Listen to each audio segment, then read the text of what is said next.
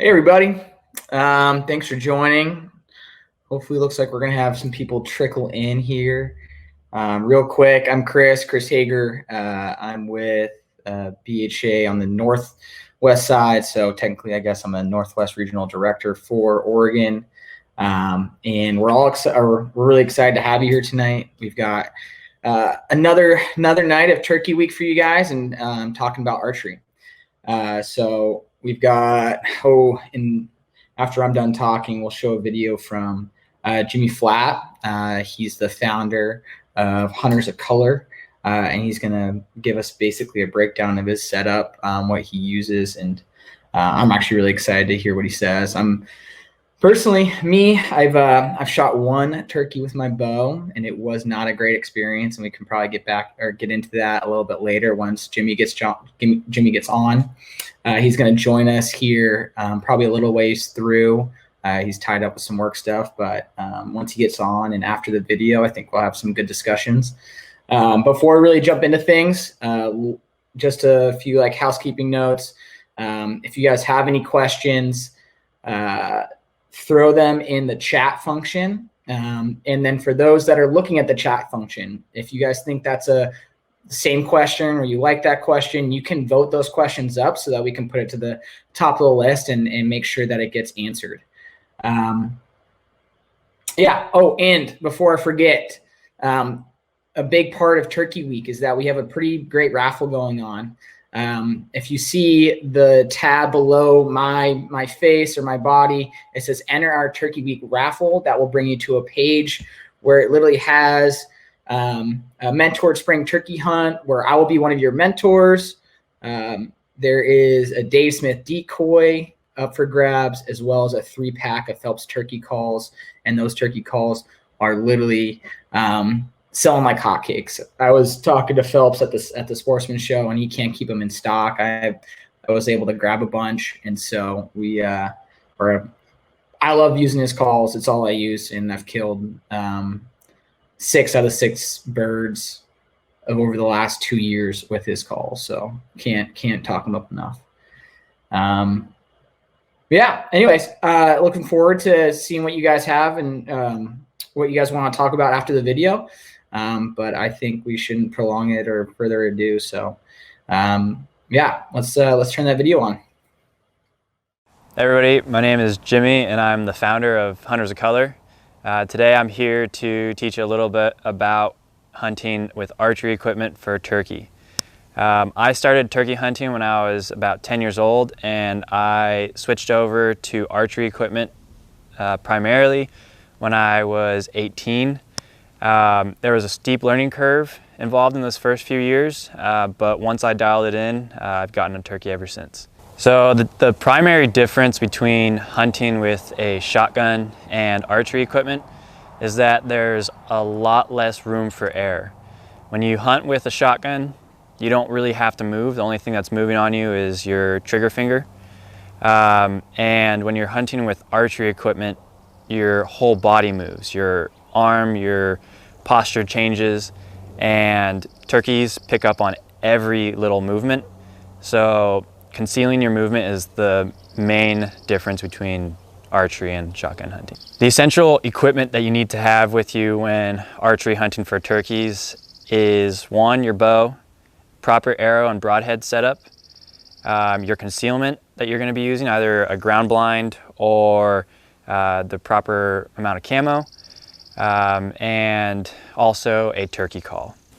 Above and beyond the bare essentials of hunting for turkey with archery equipment, you're also probably going to want a turkey decoy, a rangefinder, and that's pretty much it. Having a rangefinder is super helpful for when you want to set your decoy at a specific range. You have a turkey that is not still and is moving around, or if you're hunting in something that's changing topography, so on a slope, it helps a lot with pin acquisition and making sure that you're shooting at the right distance. This is called a tom bomb. It's a decapitating broadhead. The reason I use these is because it's easier to shoot at a visible target than it is to shoot at something that's concealed by feathers. For instance, the kill zone on a turkey's body is about the same size as their head and neck combined. So shooting at a visible neck and head is sometimes easier, and I think it's also more ethical because it's either a clean miss or a clean hit. And when you do decapitate a turkey with these style broadheads, the kill is instantaneous and there's no tracking involved. So the main considerations that you have to take into account when throwing on a decapitation broadhead onto your arrows is one, they're usually larger in cut diameter, and one safety factor for humans is you need to make sure that the arrow is long enough so that's not going to cut your finger coming out of your bow. Two, the front of the arrow is going to want to steer more, so you have to have more fletching on the back end. Usually I recommend 3 or 4 5-inch vanes, or you can try to find a flu arrow, which is basically a big bristle on the back end that really slows the arrow down. What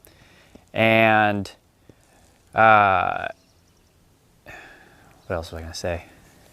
Oh, on top of that, you want to make sure your arrow is pretty stiff. So I recommend something stiffer than a 300 spine, 300 or stiffer. Yeah, so that's the arrow setup that I go with for a decapitation broadhead.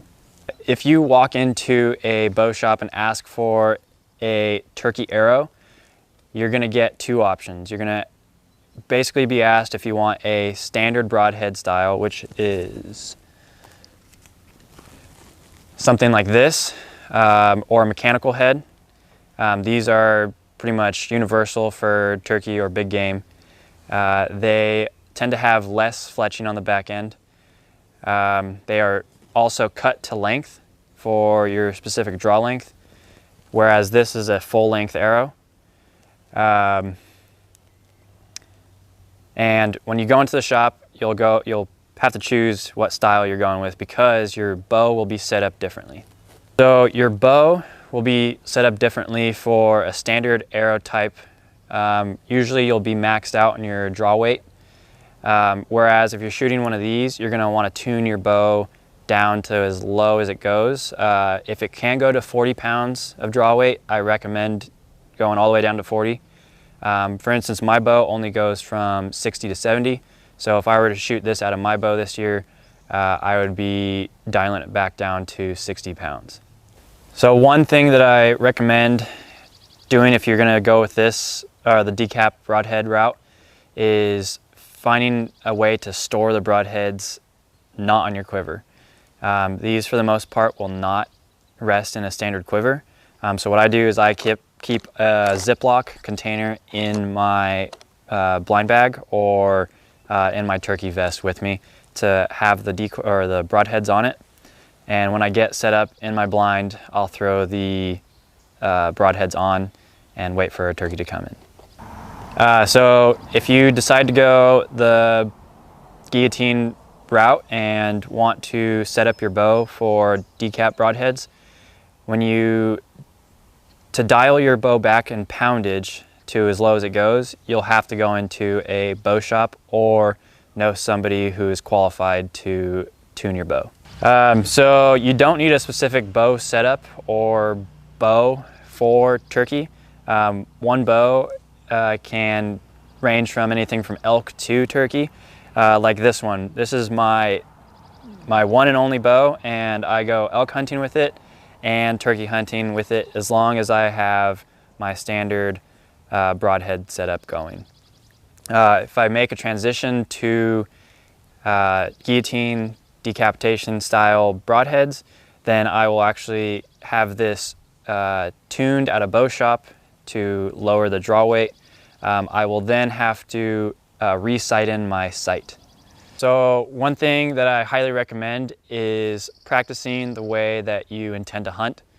If you intend to hunt out of a ground blind, I definitely recommend shooting on whatever stool you're going to be shooting from, or if you're going to be without a stool, if shooting from your knees or a prone position. Also getting familiar with the back wall on your blind, because I have inadvertently hit the back of my blind, shooken the whole blind and scared off the turkey that were right in front of me. If you're going to go a kind of run and gun method where you don't have a blind, I recommend getting used to shooting from a prone position or from your knees. When you do practice for a run and gun style of hunting, it's always recommended when you're running and gunning to have some type of face concealment. So like this mask right here. When you are archery hunting, I highly recommend practicing with this on. It'll change the feel of your anchor point up completely. And so getting used to that and knowing how to navigate that will be super beneficial. So the next thing we're going to go over is shot placement. First we're going to go over shot placement with a decap style broadhead. Your target with these style broadheads is going to be the head and neck on a turkey. First we're going to start off with the turkey being in full strut, and the best place to shoot, or the best angle to shoot while the turkey is in strutting, is a frontal shot. This gives you the most room for error, and if you were to shoot from the side, you could potentially grab feathers and it'll pull the arrow off. So I highly recommend just taking a frontal shot when it's in full strut. The next arrow setup that we're going to cover are mechanicals and fixed blades. For this, you have a few more options on shot placement, but the same goes for this style of arrow. You can go for a frontal shot. When you do shoot on a frontal, I recommend shooting at the base of the neck or right where the beard comes out. This will cause your arrow to go through all of its vitals and prevent you from damaging any meat. The next thing is, if you're going to shoot at it while it's quartering towards you, or you have a quartering shot, I recommend the rule of thumb is a third the way up between the base of the neck and where the drumsticks end. And so what that means is, if the legs are down here, you're going to go up the drumsticks, and a third way in is usually where you're going to want to aim. This will cause the arrow to go through the vast majority of the vitals and probably hit some arteries along the way as well. The key thing to remember is you're not aiming for a spot on the turkey. You're aiming for where the vitals are. One thing that you have to take into consideration when the turkey is strutting is that the feathers create a lot of volume, and there's actually nothing really in here. And so the vitals are tucked away. If you can hold long enough to wait for the turkey to come out of the strut, you're going to have a lot more clear picture of where your target actually is, and you'll be able to make a cleaner, more ethical shot. So the next setup we're going to go over is a turkey that is not strutting, like this decoy we have set up right here. This setup, or if a turkey approaches and isn't strutting, will give you a lot of opportunities with a decap style broadhead, because your target is exposed no matter what angle it's at. So what I recommend is aiming for the neck or the head. Most turkeys will have a light colored or red head, so it gives you a nice vibrant colored target to shoot at. Benefit again with shooting this style is that it's either a clean hit or a clean miss. So lastly, we're going to be going over shot placement with standard style broadheads when the turkey is not strutting. Again, your target is going to be the vitals of a turkey, and they're actually a lot lower than you think. Up in this area on the turkey, there's not a lot going on. It's a lot of feathers. It also contains the sack that they use to inflate when they strut. And so the rule of thumb is third way up between the neck, the base of the neck, and where the drumsticks end. And so on this, if it's broadside, you'll be shooting roughly right there. And as the angle changes, you're also going to be shooting for that exact same spot. So what that means is if you're to draw a line between the base to the drumstick and a line right through the center where those vitals are, you want your arrow to pass through that no matter what the angle is. So your shot placement will change depending on where the turkey is and how it approaches. All right. That was great. Jimmy, thanks for joining us. Thanks for putting that video together. That was awesome.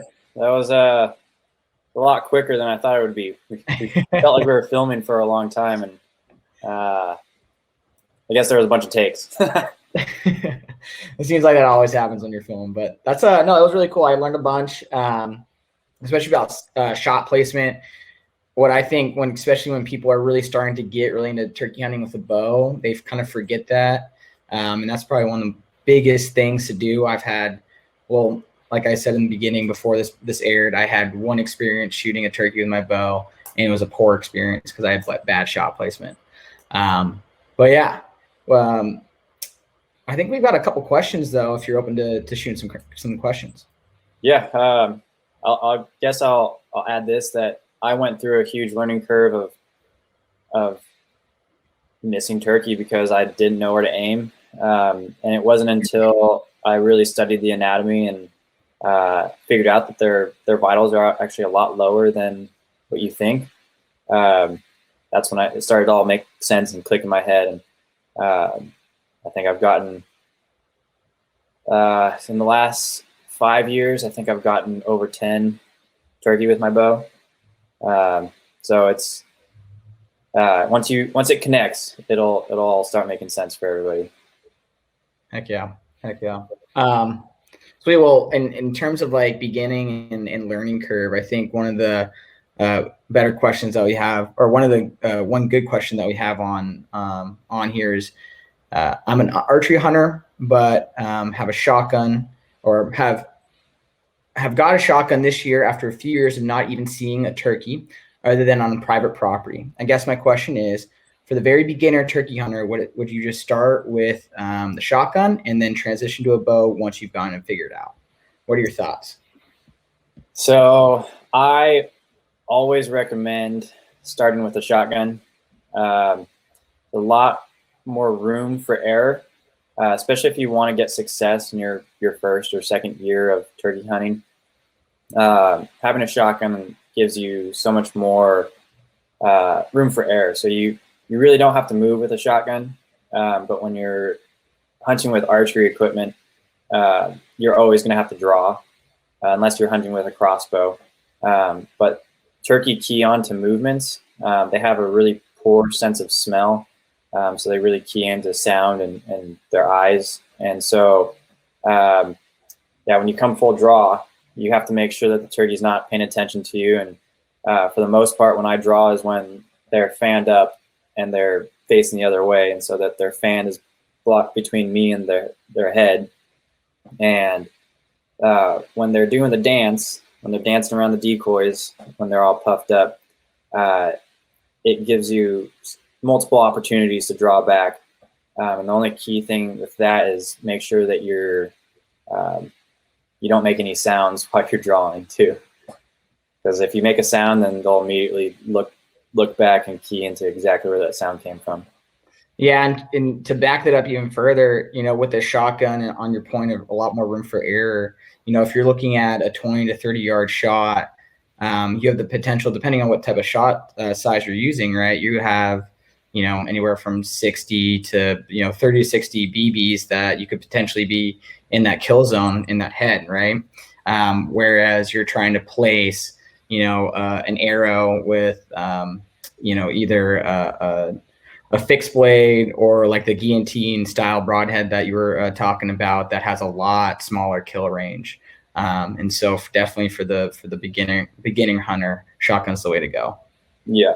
With the guillotine style broadhead, I'd say like maximum distance for me that I'll shoot out to is about 20 yards. So I'll set the decoys really close at like 10 yards. And then I'm always in a ground blind when hunting with archery equipment, unless I feel the need to run and gun. But my effectiveness goes down dramatically when I'm not in a blind. So shotguns, highly recommend starting off with a shotgun. But if you want to go for archery, you want to go through a steep learning curve, I say go for it. It's fun. It's super rewarding when you get one. And if you can get one with archery equipment, you're most likely going to be able to get one with a shotgun. So that's the only caveat. Right on. Yeah. And it kind of a good transition into the next question on here is, if you are pursuing archery, turkey with a bow, the question is, what's a good broadhead recommendation? And I guess I wanted to give you my take, and then I want to get your opinion on where I'm at with that. So for me, in my mindset, I hunt deer, elk, all with my bow, and then turkey as well. And so I use a fixed blade broadhead just because that's exactly what I use on all those other animals. I know it's consistent with my bow and how it's set up, so I don't have to do a lot of changing during seasons. And I guess that's the way I like to do it. But what's your take on that? Because I know you talked about in the video about you were going all out, switching up your bow, your entire setup, for the guillotine and all that stuff. Yeah. I guess it depends on what style you want to go with. If you have one bow and it's already set up for deer and elk and everything, I think it's the easiest way to just go with like a standard style broadhead. I personally use a fixed blade kudu point. They're made right down the road from where I live. I know that they're good quality. They do wonders on turkeys. But I've also used mechanical broadheads on turkeys, and they also are amazing. So for like a beginner archery hunter who hasn't dealt with tuning their bow a bunch, I would recommend going with like a mechanical style broadhead, potentially like a 3-blade. They tend to shoot more like field points than fixed blades do. And yeah, you'll be able to do, it'll be a less of a learning curve than a fixed blade broadhead. And you have more potential than, when you're looking at a fixed blade that only has a cutting diameter of, maybe 1 inch to 1.5 inches, and your mechanical can be reaching out to over 2 inches in some of the newer styles. And when you're talking about that kill zone too, when you're trying to make the biggest damage, that can kind of be to your advantage if you're starting out with a bow. At least that's my thoughts on it. So, yeah, I switched over to the guillotine style just to try them out, and I freaking love them. It's super fun. It makes it a challenge for me to rope them in close. Oh, yeah. And when you miss, and when you hit them, you hit them. So there's no in between. And since I've made the switch, I've killed one without guillotine since I made the switch, but I have 2 separate bows set up for different setups. So yeah. Yeah, no, I've been looking at those for a couple of years now, and I think I might pull the trigger on getting a couple this year. So, I mean, they look like they're crazy looking, but I know they produce. Yeah. Yeah, just recommend taking your draw weight all the way down to as light as the bow goes, and then resighting in. and you only have to sight in for like up to 20 yards. So it's only like your top pin or maybe your first 2 pins or whatever. So yeah, it's fun. For sure. While we're still on the guillotine, there's a question that just came up of what do you shoot at to practice with your guillotine broadheads? So I have in the past taken like an old pillow, wrapped it up with a bunch of duct tape or like blue painter's tape, and put it up against my, like, I use a hot tub cover as a backdrop, like an old hot tub cover. And I shoot into that, and I was shooting at like 40 pounds. So it was super lightweight on my bow setup, and it would hit and it'd be fine. The Tom Bomb broadheads that I was using, they're a little more delicate because they are like a razor blade style. Mm-hmm. But you can buy them with much more rugged blades. I think there's like one that's called like, I forget what it's called, but it's got like thicker blades and they don't break as easily. So you can shoot it multiple times into the target without ever worrying about having to replace the blades. Yeah. What are those usually? What are those usually running if you wanted to get into them? Oh, price wise? Yeah. I think they're like 40 for a pack of 3. So like they're the same price as a regular broadhead. Yeah. The difference is you're going to have to buy probably your own custom arrows. If you make your own arrows, it's easy. But yeah, if I were to do my arrow setup again, I'd do a flu on the back end. It's going to really slow the arrow down, but it creates the stability. I've seen them even in the past, like you're perfectly tuned, but just a slight gust of air will send them off course. Gotcha. Yeah. So then, not even with that decrease in speed, that you're even wanting to bring them even closer in too, because in your kill zone is shorter now, huh?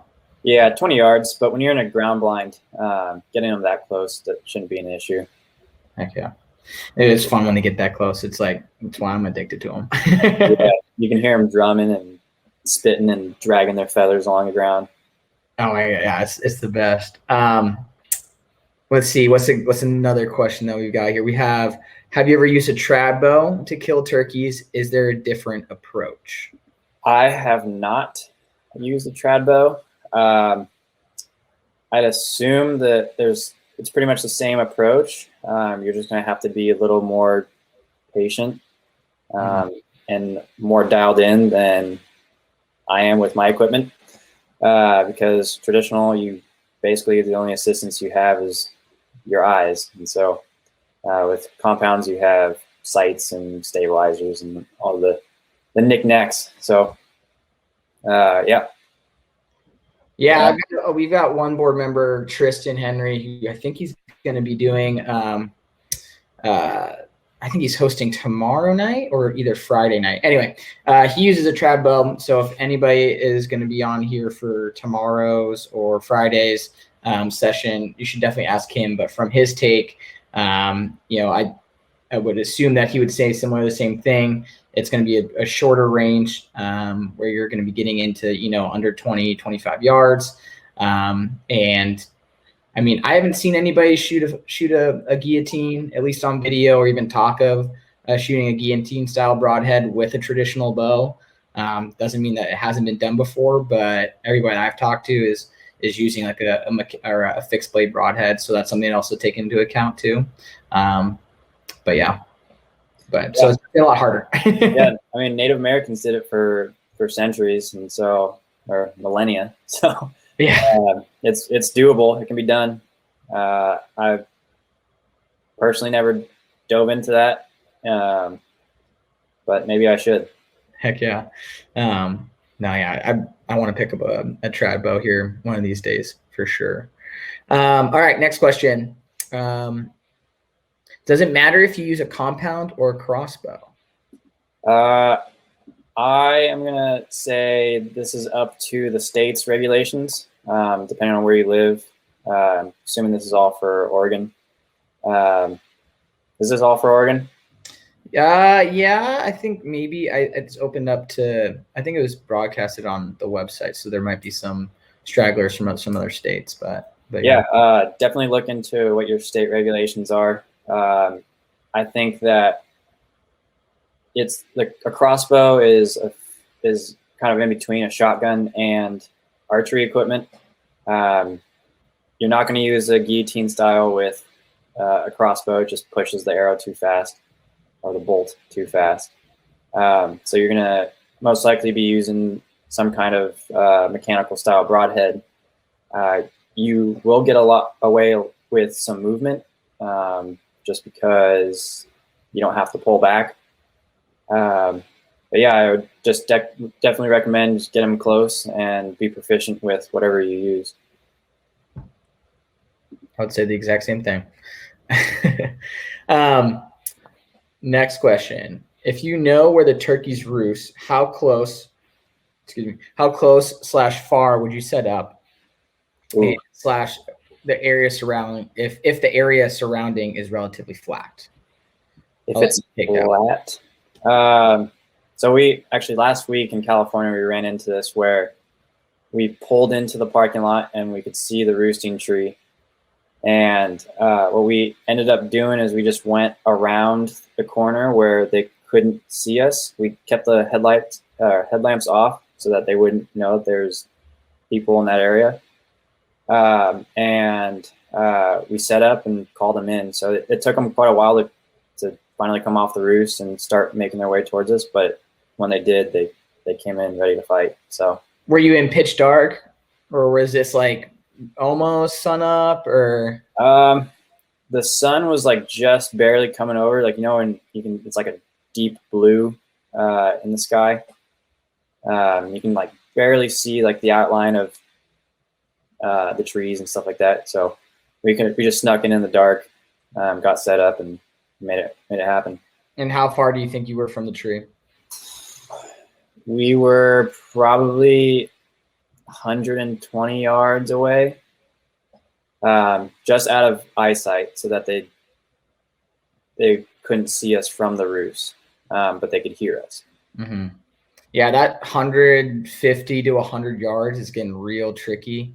I know from my experience, it's like if they can see you, if there's a direct line of sight, then they've already spotted you, type of deal, and if you're moving. So to whoever asked that question, it's one of those things of, just like Jimmy was saying, like stay out of sight. If you have natural features to your advantage, so if it's dark out or if there's a hill and you can walk the creek bottom and get up into that flat zone, or if you're using your trees to your advantage, it's going to be like get as close as you can, but don't get into that danger zone, because they have, when people say that they have great eyesight, like I've gotten spotted 200 yards out and there's nothing around us. And so it's just one of those things of taking cover. And when you do take cover and they haven't spotted you, being as still as like no movement at all, especially if you're just running and gunning and don't have a blind. So, yeah, this is one thing that I've learned is that if you can see the turkey and you're calling while they can see you, they're going to be looking for a turkey exactly where you're calling from. So what I do is the second I see a turkey or I know that they can see where my decoys are at, I just shut up. I don't call at all. I just let my decoys do the talking. And this last week, had a lot of experiences last week.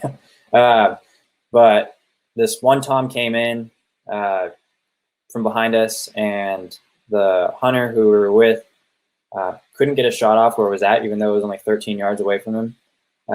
And it moved off, but it kept gobbling at about 100 and some odd yards. And I let off one little call, and he locked into exactly where I was at. And so I thought I'd busted him, but luckily I had a fan in my bag. And so I reached behind me, I grabbed the fan out, and I flapped it a few times. And that was enough to get him to realize that, oh, there's actually a turkey in this area that the call came from. And he came right back in, and we actually got a shot at him at 20 yards, but he missed. Yeah. And then as I was getting up to go see this, another group of 4 turkey came into the call. So it ended up working out. Yeah, and that's like, it happens to me too, or it's happened to me when they come in silent, and there's a bird in the area. I've left like a logging road and come back to that exact same spot like 20 minutes later, and there's a bird strutting exactly where I was standing. So they can pinpoint exactly where you are, and it's pretty remarkable when you actually see it. So yeah, they're like elk too, where they all wild animals, they live out in this environment, and so when they hear something, they know exactly where it is. heck yeah, yeah.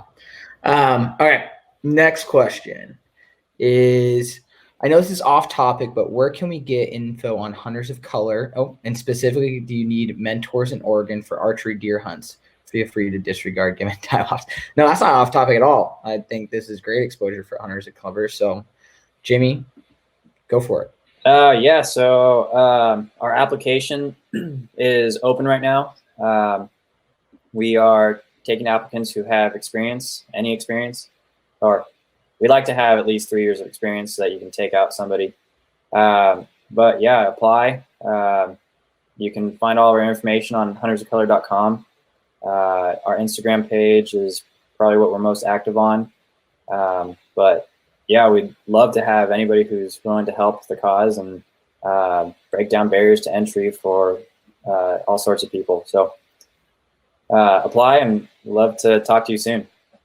Heck yeah. How many states are you guys operating out of right now? We are primarily, we have the most traction in 6 different states. So Washington, Oregon, California, Colorado, New Mexico, and then New York. So we have groups of people in all those states who are starting to go through our training for our mentorship program, and we are going to be hosting events in most of those states this year. That's awesome. That's super cool. So yeah, if anybody's interested, go to huntersofcolor.com or check them out on Instagram. Sweet. Next question. Any suggestions on gauging how far away a turkey is based on sound? Sometimes it sounds like they're right there, and sometimes they're 10 miles away. That's a great question. Yeah, this is one that took me a long time to learn, especially when setting up a ground blind. So like run and gun, you can kind of just find a tree and sit down. But when you set up a ground blind and you're chasing calls around or gobbles around, it takes a lot longer to set up. And I think it depends on topography. It depends on how many trees are there. It's comes with experience. My recommendation is that if you set up, here's a funny story about setting up in the wrong spot with a ground blind. We thought we were set up within a decent location, but it turns out that there was a false edge, and he was calling from a different ridge, and the sound was just traveling a lot better. So it sounded like he was super close. And when we realized that he was on the far bench, we just lifted the blind up from inside of it, and we kind of Flintstones closer to the turkey, and it ended up working. We waited for him to go out of sight when he was coming down, and we got close enough to entice him to come back up. So yeah, I would recommend setting up on the further side. Don't try to get too close. I've been busted a lot from trying to get too close. So yeah, and they'll come in if they're eager to breed. They'll come in a far distance. So I've also had scenarios, and I don't know if you have too, but where you're on a bird who's super hot, just respond to everything, but he might be henned up, and he's just responding to anything. I've had that bird just keep on moving his hens, just like elk almost, moving his hens farther and farther away from whoever, from my calls. And so that can be kind of frustrating too. And so at least from my scenarios, I usually let those birds go. And if there's another hot bird somewhere else, I can, get on that. But that can also be kind of frustrating and hard to gauge on where those birds are at. Yeah, having a good decoy helps a bunch too. Like if you have I use a strutting Jake, and that tends to pull them in from a really far distance, especially like the mature toms. Even Jakes too. Jakes will come in ready to fight another Jake, and but the toms really get fired up when they see a immature Jake trying to mate my other decoy. Was that the decoy that you were using in the video, the one with the realistic fan? Yep. Yeah. So it's a Dave Smith decoy, based out of Oregon. They're made in Lebanon, Oregon. So local company. They're awesome people. Highly recommend them. It's a perfect plug for enter our Turkey Week raffle, because there's a Dave Smith decoy up there for grabs if you end up getting picked. And all that money is going back for us to do good work here in Oregon so that we can keep on protecting recreational opportunity, hunting opportunity, getting people outside, and being able to do nights like this with Jimmy. So yeah, that was a perfect segue for that. Yeah. Cool. And then the last question that we got up here is, what about tree stand archery for turkey? I will say that this past fall, so Oregon, because are you based in California, or is that where you're at right now? Based in Oregon. We're in Corvallis right now. Oh, you're in Corvallis. I didn't know that. Yeah. What was I going to say? So this fall, since we have, we get one or two turkey tags in the fall. I believe one. Yeah, one, and it's either sex. That's what it is. Yeah. And I was deer hunting, and I had about a group of 6 toms come through, and one of the toms was the biggest tom I've ever seen at 15 yards. I didn't have permission to shoot a turkey on the property, so I had to let them go, but it's doable. I don't know if anybody's doing it in the spring, but you might have a different experience with that. I mean, I've never hunted turkey out of a tree stand. I feel like it'd be too limiting unless you know exactly where the turkeys are going to be. So like there's a property here in Corvallis where you know exactly where they're going to hang out. And if you can set a tree stand up there, that's awesome. Do it. It'd be also a really cool picture if you can, or bragging rights to your buddies when you're around drinking beer, around telling all your stories. I don't know. But yeah, I mean, I'd love to do it. I might try that this year too. I'll do a trad out of a tree stand for turkey. All new experience, right? Yeah. Super turkey challenge. That would do it for the board members on the call right now. We have like a turkey tournament, I guess, and there's the points related.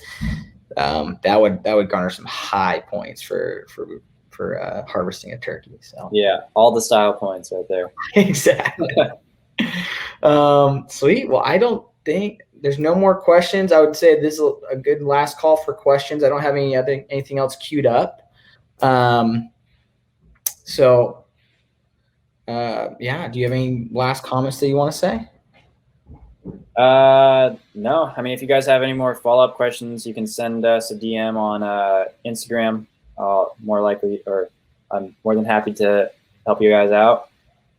And tag us in your spring success. We'd love to see everybody tagging out this year with archery equipment or shotguns if you decide to go that way. Hell yeah. Well, Jimmy, thank you so much for doing that video. I learned a bunch. I know everybody on the call or on this video learned a bunch. I appreciate your time and answering all these questions. And I might have to, hit you up, and we might have to go turkey hunting here this spring. Let's do it. All right, deal. All right, Jesse, I think that's it. So thank you, everybody. Thanks for joining, and we'll see you. We'll see you out there.